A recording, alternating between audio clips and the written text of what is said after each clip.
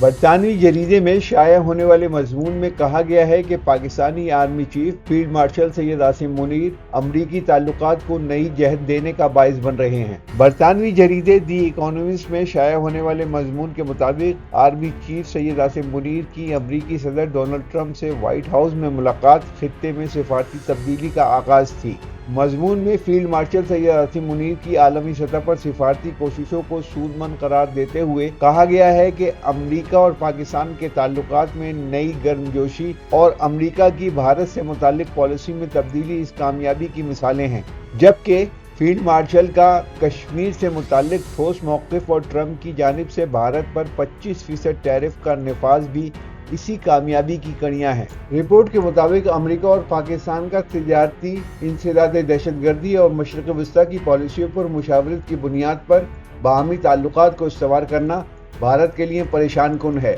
دی economist نے لکھا ہے کہ فیلڈ مارشل کی کوششوں کے باعث ہی امریکہ اب پاکستان کو انسداد دہشت گردی کے لیے بختربند گاڑیاں اور نائٹ ویژن چشمے فراہم کرنے کے لیے تیار ہو گیا ہے۔ رپورٹ کے مطابق فیلڈ مارشل سید عاصم منیر بھارت کو مذاکرات کی میز پر لانا چاہتے ہیں، لیکن بھارتی وزیر اعظم نریندر مودی اس سلسلے میں سب سے بڑی رکاوٹ بنے ہوئے ہیں۔ دی اکانومسٹ نے آرمی چیف سید عاصم منیر کو غیر معمولی شخصیت اور غیر معمولی صلاحیتوں کا حامل ملٹری لیڈر قرار دیا ہے۔